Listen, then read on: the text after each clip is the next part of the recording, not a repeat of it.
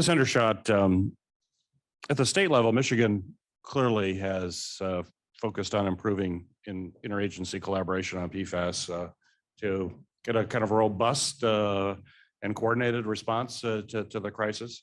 If you could explain to the committee and describe lessons that you have learned in this approach and how the federal government can use this as a model and how we can effectively address PFAS around the country.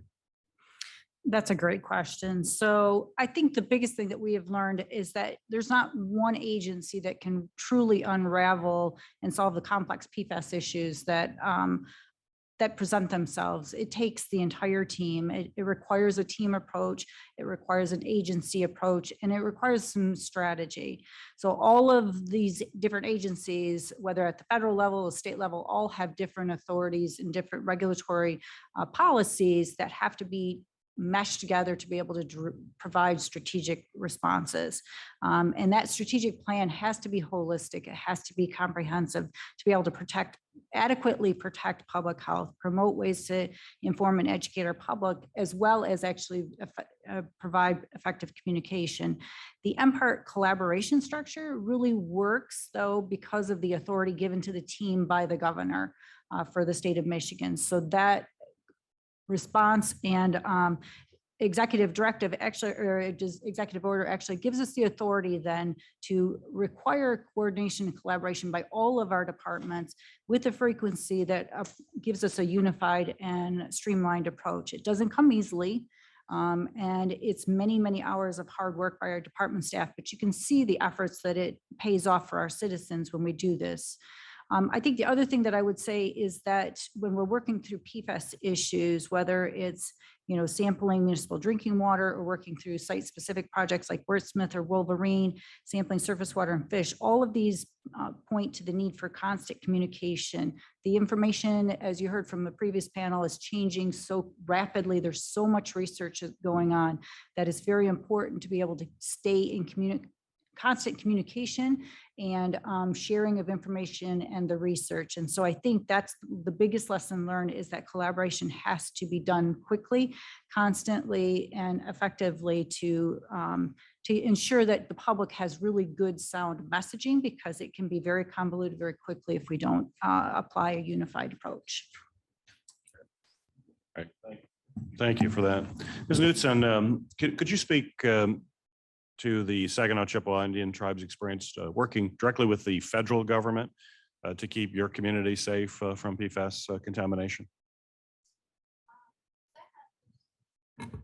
Saginaw Chippewa Indian Tribe of Michigan, we have had effective support from the state of Michigan and our Eagle partners in addressing our PFAS issues, such as assistance with testing of fish tissues and river areas.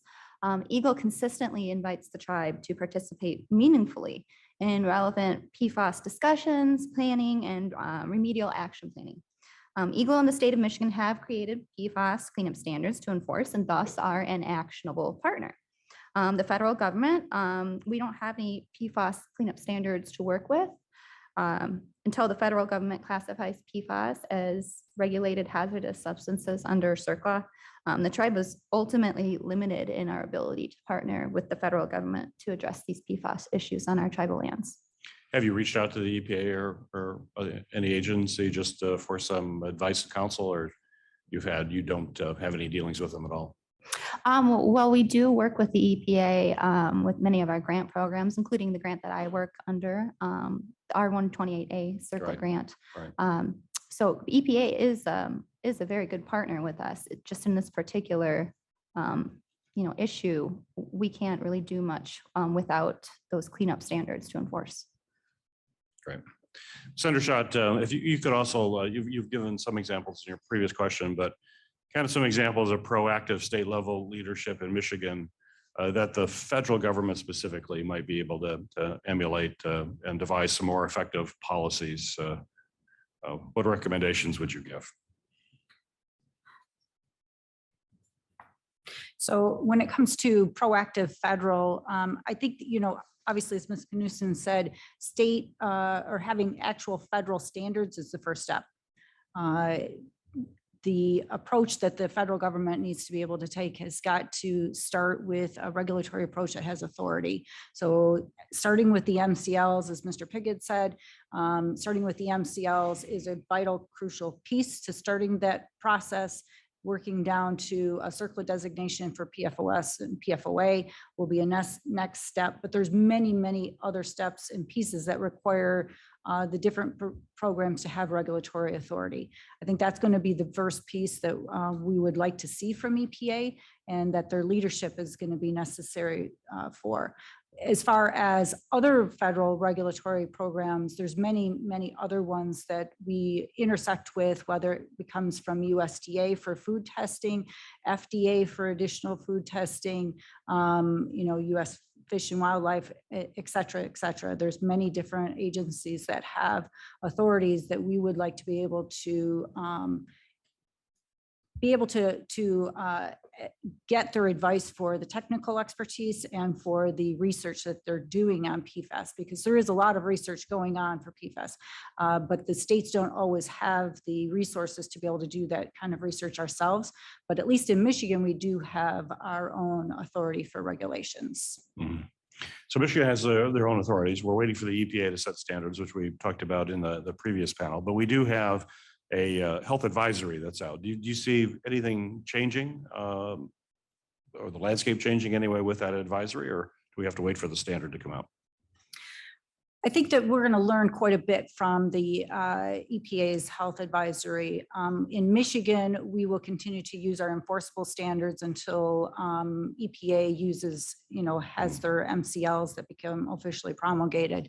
But I think it's more than that, having ATSDR at the table and being able to look at the science that they're reviewing, understanding the inputs, the toxicological assumptions, the endpoints, all of that's really important to our Department of Health and Human Services as they take a second look at what we're looking at for our state. In this point, we will continue to use our enforceable standards until EPA actually sets those drinking water standards, and that they don't become just an interim health advisory, but actually become an enforceable maximum contaminant level that we can actually use. Right. Good. Thank you. Ms. Knudsen, certainly PFAS contamination impacts all communities, but are there some unique impacts in the indigenous community here in Michigan? Yes, every indigenous community here is unique. And again, Saginaw Chippewa Indian Tribe cannot speak for the 11 other federally recognized tribes in Michigan. Specific to us though, PFAS contamination prevents the full exercise of our hunting, gathering, and fishing rights as designated in those 16 treaties with the federal government. There are now various PFAS consumption advisories for fish caught in water bodies near our reservations and in our ceded territories, including bluegills, sunfish, smallmouth bass, largemouth bass, caught in the Saginaw River and Saginaw Bay areas. There have also been PFAS consumption advisories for other wildlife, including for deer within 5 miles of the Wurt Smith Air Base. Thus, the tribe's rights to sustenance, fishing, gathering, and hunting in ceded territory areas as were given in the treaties are being impeded by PFAS contamination and its subsequent bioaccumulation in wildlife. You mentioned the different advisories. I know the rainbow smelt up in Lake Superior recently was put on advisory. So do you believe you're getting adequate support from either the state or the federal government to address these concerns with wildlife and your hunting, or your abilities to hunt and to fish? And what more could we do? Saginaw Chippewa has previously hosted PFAS listening sessions in the fall of 2018. All levels of stakeholders were invited, including EPA Water Division staff, EPA staff from Region 5 and headquarters, EGLE, MDHHS, the Area District Health Department, and local municipalities. These communications have thus far been effective. Again, without that CERCLA designation of those hazardous substances, for PFAS on our trust lands, we're unable to further our efforts to remediate those issues. All right, thank you. Dr. Murphy, as I mentioned in my opening comments and you referenced as well, I was certainly pleased to see that Michigan State University was awarded a $1.9 million grant for the Department of Defense's Strategic Environmental Research and Development Program. which will basically develop a toxicity testing framework for PFAS and assess the risk that these chemicals pose to animals. Could you explain the importance of strengthening and expanding research on these dangerous chemicals at the federal level, why we need to continue to do this, and hopefully, and if we need to continually do it, provide additional resources? Yes, for sure. We still need to. So these PFAS compounds, they exist not as single entities in the environment. They're mixtures. And so we really don't really have a good handle on, we're starting to get a good handle on two of them, PFAS and PFOA, but there's 5,000 and they're all occurring in these different types of mixtures out there. And so we don't really have good testing frameworks to tackle this complexity. So as a result, and there's a lot of different there's a lot of different standards, and there's a lot of moving targets. So what I think right now is we've been throwing tools at it that we know you work for other contaminants, but so we're getting this really incomplete picture. We're wasting valuable resources and time by duplicating efforts and not developing appropriate tools to handle the PFAS issues. So as a result, we just need, I think we've been tackling some of the low-hanging fruit, and there's a lot more complexity that needs to be addressed. And so in order to do that, we really do need this interdisciplinary approach. We need engineers, social scientists, toxicologists, ecologists, computer science, policy expert, risk assessments, and several more. I can't list them all, but we have to be working together with the state and federal partners and with our communities and also industry to come up with other solutions. And so this has to be navigated at the federal level. I don't see any other way to do that. So yeah, so speak to me a little bit more about that, because clearly you've got a lot of moving pieces here, and you mentioned it has to be interdisciplinary. yeah, You have to collaborate to go. We know there are a lot of studies that are out now, which we've heard testimony. Yeah, and it's increasing, the amount's increasing.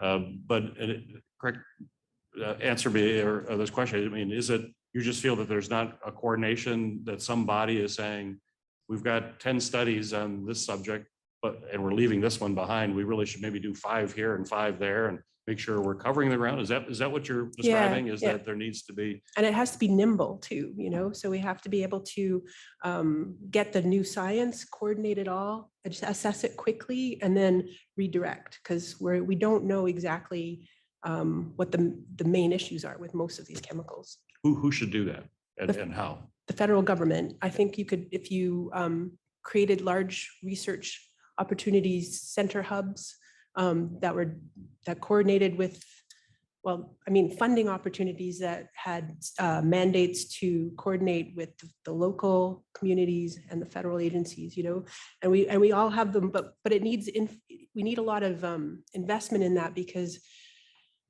we need all of these other people to sort of switch their focus and get focused in on the PFAS issue so that we can tackle it. Does that make sense? Mm-hmm.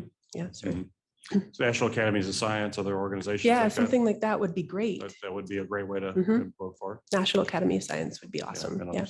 I'll have to say, I do have legislation actually. That's excellent. Just saying that we are addressing that issue, because I certainly appreciate your testimony here. We've heard from the food chains, and Knutson talked about it as well. We got contaminated cattle, you've got wildlife, the smell. Talk to me more about the food chain. How concerned are you about what's happening in the food chain? Clearly, we've got to do a lot more research. Yes. So maybe paint a picture for us a little bit of some of the things that keep you up at night as you think about what could be happening. A lot keeps me up at night. Anyway, the PFAS. A lot keeps you up. Maybe I don't want to get into all of that. Just no, I mean the PFAS issue I meant. Oh, sorry. Okay. Just thinking about, it was actually, I think long before we started focusing on drinking water here in the US, I think other countries, I think Canada was focusing on the food web and finding it and concern with they were finding, right? And so as a result, they took that information and went to the Stockholm Convention, persistent organic pollution, try to declare some global sort of policy towards these compounds. So yes, I'm very concerned about it, because we just don't know. So as Ms. Knutson had presented, it's showing up in smelt, for example, and that is not a typical place where we would find large quantities of contaminants, right? So we don't know why it's showing up in smelt in such high levels. Usually we'd find it in something that's a top predator.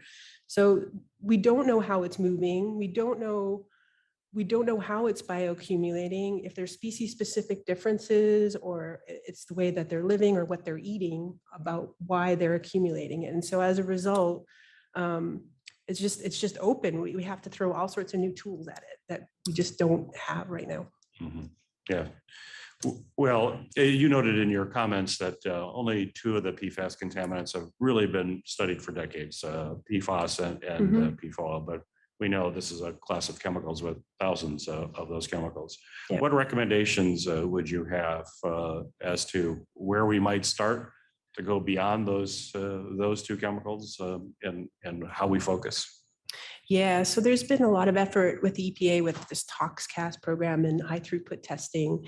I think more of that has to be developed specific to PFAS, but it has to be validated, and so it has to be a lot of a lot of investment in actually like seeing if it actually, we have all these cells and receptors and stuff being triggered by PFAS, but does that translate to whole organism responses? Does it translate to whole accumulation in the actual organism? So in order to do that, we need to start to develop new technologies, new instruments and approaches for the PFAS. We're finding it operates a lot differently than most of the typical contaminants. And so we have to cater our instruments to be able to do that. How does it work differently?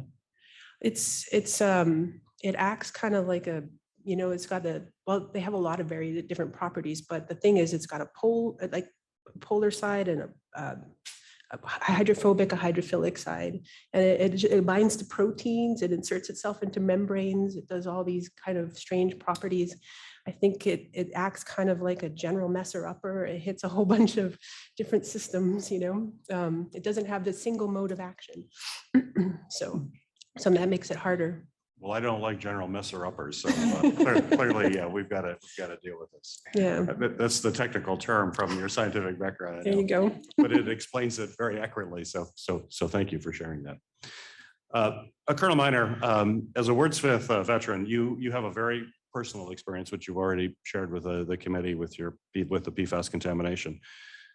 But what do you think would be helpful for the federal government to know to ensure that other service members and their families don't face some of the barriers that you clearly faced in trying to get help and the assistance that you need to get through this very difficult situation you're in? Well, sure. First off, we've not even arrived at the point to where we can talk about barriers, because I read in a letter from the Air Force, this was past February, that said there's no evidence that anybody drank PFAS water in any real amounts at the base. I read something else that said it's been so long now, it's not even in their blood. It's false on both. And, we wrote a book, obviously, been in the No Defense documentary. We're here today. I've not had one contact with anybody in the Air Force, DOD. Not one call. Not, in matter of fact, is there anybody representing DOD here today? Yeah. So the barrier is that we first have to acknowledge that we exist. And so I would say that if we can get through that barrier, then we can start having meaningful conversations to help other veterans. I do see other veterans that I've heard from Wordsmith. I've read some of their submissions to the VA, for example, and basically they're rebuffed, because it's not a presumptive site. There's a mother may I process, as you know. And so over to you and your colleagues and then DOD to bring, and I'm willing to talk to anybody. I'm probably one of the 3 or 4 people from Wordsmith who actually have all the knowledge, historical knowledge, on how the mechanism of how veterans were contaminated, not only veterans, but our families. Mm-hmm. and not only our families, but unborn children. Not only that, but all the civilians that were working there. And we're talking, I'm sure it's upwards of 50,000 people plus from 1982 to 1997. I know we're all looking forward, and I know that we're talking about it being in fish and all that kind of stuff. But we got to turn around and look back at the what's left over of that tsunami, and that's actual people that are devastated and are having difficulty. The ones that are still alive, they're having difficulty getting through life. So, over. Mhm. Well, we do. We did have someone from the Department of Defense confirmed to be on the first panel. Unfortunately, last night we found out they had COVID, so they weren't able to attend. Okay. But we obviously will continue to work closely with them. We have the Department of Air Force here, as you know, earlier as well. But you're absolutely right. We need to be focused on the past as well. It's an effort we are undergoing right now. We have before the Senate legislation to deal with the toxic burn pits that many of our service members dealt with in Afghanistan and in Iraq. And so unfortunately, it's taken this long to get to where we are, but we're going to make some real positive steps to help those veterans. And we need to do the same with these other substances as well. So this is an important step. Your story is incredibly important. And I'm sad to say there are many stories like yours that are out there as well, but we have to make sure those are heard and then we take quick and effective action. You have my commitment. We're going to continue to do that. Let me just ask you more specifically, what steps forward? Because we have to when we steps forward to make, but looking back, what would you recommend as ways to better serve veterans and service members and their families? What would you like to see happen? Well, the first step needs to be the Air Force step up and own what happened on the Cold War battlefield. This is what this is.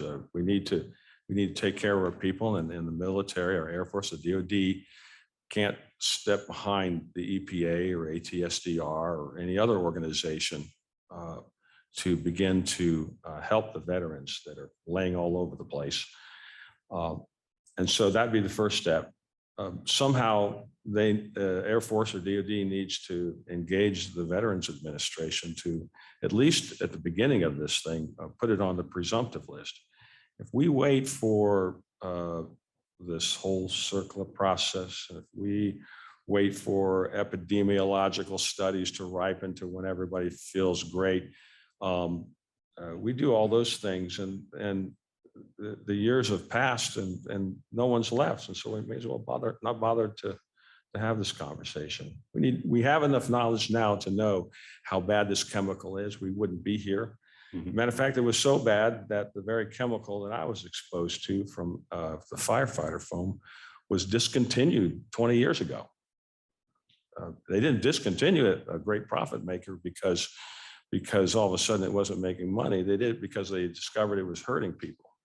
And when you do epidemiological studies, you need people to actually be harmed by this stuff. And so you cut off the potential for, which is good. We don't want to have people get poisoned by PFAS. All this to say is that the next step, I think, is the VA needs to get engaged. They can come talk to me. I've spent a lot of time with them. I'll share the information that I have. And let's get this on the presumptive list. And then let's get this, just like Camp Lejeune, let's get this on some congressional funding to take care of also the civilians and all the veterans' families, because we know the VA's mechanism is only going to take care of folks like myself. The burn pit, that happened after the PFAS poisoning. Right. Yeah. Right. And the burn pit was on foreign soil, and Agent Orange was on foreign soil, but this is on American soil. We need to do something.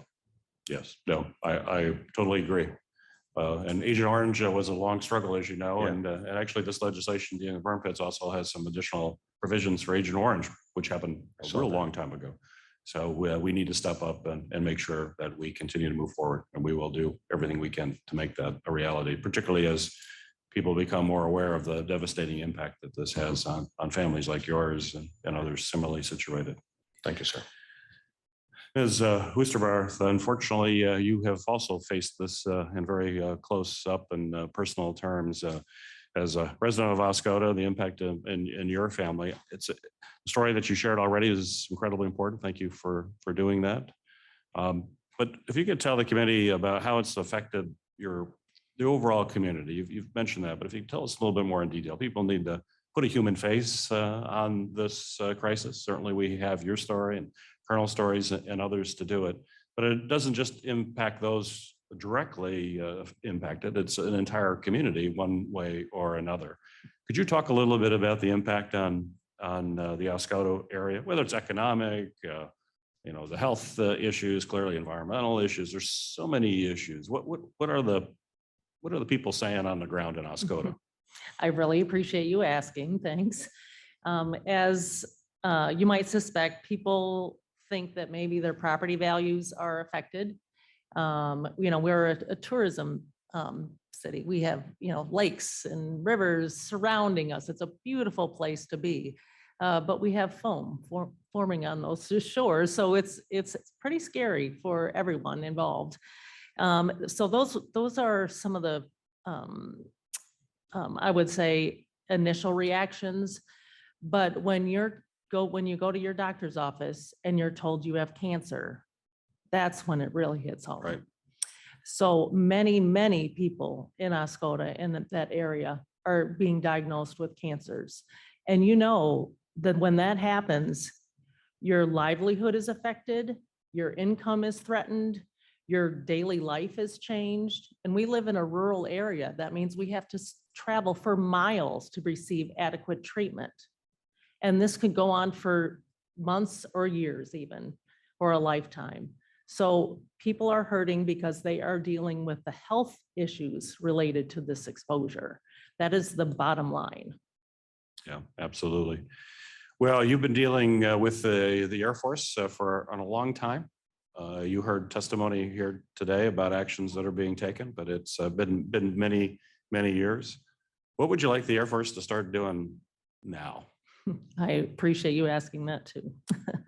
It is very difficult for us as community members to hear once again today that there will be some commitments. We're very doubtful. I mean, you might be able to understand that we've been at this for a very long time and very little of the promises that were made have come through. So I did think about this a little bit, and the first thing would be to open those portals of information that I had meant that had been talked about earlier with the state. And then expanding opportunities for public input on the plans and responses on that input in a timely manner. For instance, the Department of Defense did engage with the National PFAS Contamination Coalition for some quarterly meetings with some leaders throughout the nation. We posed them questions such that Craig was referencing one of the answers earlier in terms of was that were people drinking out of that well, or were they affected by the PFAS out of that well? Well, that particular meeting, it took them 3 months to answer those questions by those community members. That's not a timely response for community engagement. Now, unfortunately, I suspect the attorneys had to look at all of those responses, because they tread lightly when dealing with us and determining what their answers are. But those sorts of things are what we'd like to see, more readily available, is those responses to our questions.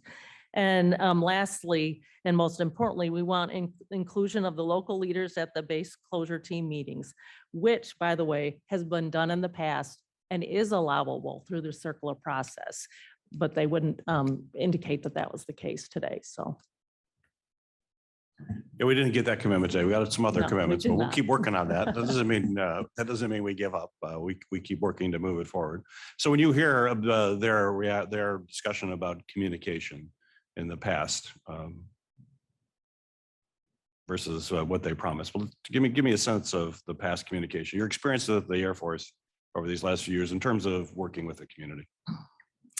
Well, the So communication, of course, has been difficult because we have a new site manager about every 2 years. And if you think about how long we've been through this, I mean, a US Air Force site manager. So it's up to the community members to re-educate the US Air Force every time one comes in. And that is what we've taken on ourselves, and we're trying to be patient with them. But we do have to re-educate them on what the expectations are. And I'd like to just, I guess, explain just a little bit farther. As a community, we stood beside the DoD while the base was in operation, and we continue for them to reciprocate through a shift in how they approach the water crisis. But it is our expectation to be respected for our voices and our stories, and for our real suffering from toxic PFAS contamination, and to be heard and learned from, and from our expertise as residents to be valued. Now, we're fortunate that I think I'm accurate in saying that we have a dream team in Oscoda. We have 2 former site managers working with us. We have multiple attorneys. We have veterans. We have community members that live in the area and have experienced these things. And we can critically look at those plans, and we want to be heard. We have valuable information, and it should be used immediately. And through those remedial investigations, we should have that information, and we should be able to give that feedback, just like John was saying that he noticed. Right. Well, as we wrap up, I always like to ask folks who've all had the experiences that you've had, if there's one suggestion that you'd want to make to the federal government, this is an opportunity to do that on the record. You have a lot of suggestions. We heard a lot, but it's always a kind of like prioritizing what would be the first thing top of mind that we should know. And we would hopefully be able to act. So I'd like ask, and you can reiterate something someone else says as well, then I know it's really an issue if I've got more than one person saying this is the #1 issue. But what would you like to tell the federal government right now and on the record in an open forum that please get this done? This is something that's really important if we're going to deal with this crisis. And we can start wherever. Yes. Oh, okay. Well, Go ahead, yes, Kathy. if Go you ahead, don't Kathy. mind, I do. No, I know you want to answer that one, so I'm going to get in there. There is new leadership in the Department of Defense. And so first and foremost, I'd like them to take the opportunity that will establish the former Wurtsmith Air Force Base as a model, or a kitchen sink project, I think was mentioned today, right? So we have that, that they need to take that opportunity at Wurtsmith so that it can be replicated to the hundreds of other military installations throughout the US. And I encourage their efforts to do that. I also want them to monitor and support the health of those affected by the Department of Defense PFAS contamination. Monitor health, get blood tests, regardless of whether we can do anything about it at this point. Get those blood tests like Craig did. And then lastly, create true partnerships with communities, starting fresh, I would say, with an apology from the Department of Defense to communities. Very good. Good. Whoever wants to be next, Colonel. Go ahead. Yeah. I would say that quit ghosting your military folks from the past. This contamination happened, and we need to have the federal government step up and do whatever it takes to start taking care of the people that are affected by this. I just want to say that our family, we don't want anything. It's not a thing we want. God is taking care of us exceedingly well. But I know, and I've talked to veterans out there, just amazing struggles that you wouldn't believe. And you look at the struggles that they have, and they line right up with what we already know is PFAS health problems. And they need help. And so that's the one thing. Come talk to me, and let's get this done. Thank you. Thank you. Dr. Murphy? So I would suggest that we would need to coalesce and coordinate our efforts at both the state and federal levels, create research hubs across the country with researchers collected for specific areas, We need to entice researchers with other skills into studying PFAS because we need their expertise to solve the problem. Coordination will allow us to quickly respond to emergency research needs. For example, a contaminated food supply or a farm or drinking water issue. But it would also maintain focus so that we continue to make headway on developing the new tools and technologies and knowledge for these chemicals to find solutions quickly. So we want to be able to have these research clubs, hubs, so that they coordinate and work collaboratively instead of competitively. Wonderful. Ms. Knudsen. I would just like to ask that the committee take the time to speak to the other 11 federally recognized sovereign tribes in Michigan. We do work with the federal government on a nation-to-nation basis. Every Indigenous community is unique. But I think you would find that a lot of Indigenous communities in Michigan are facing similar issues with the impedance on our treaty rights for sustenance fishing. Those are real legal issues. So I would encourage you to speak to the other tribes as well. Very well. Ms. Undershot. Thank you. So I think the biggest thing that I'd like to say to the federal government is that the science is going to continue to evolve, but the public needs to know that the polluters are going to be held accountable and their public health is being prioritized with standards to enforce the state and federal, if there becomes federal regulations. How do we do that? Going forward, what I'd like to ask for is that the federal government set up an MPART-like structure. Let the states be a part of that structure. Let the states have a seat at the table with the federal government to discuss these collaboration and coordination issues that are going to directly affect the states. And I'd also like to be a part of the conversations as they go to set standards, because these are very complicated, complex issues that have broad-reaching effects. Setting a CERCLA designation is going to have far-reaching effects for many of our sites in the state, as well as other cleanup efforts. And so we really need to be a part of those conversations. And so I would ask that we be able to participate and have a seat at the table with the federal agencies as they go to set up this new structure. Very Thank good. you. Well, thank you.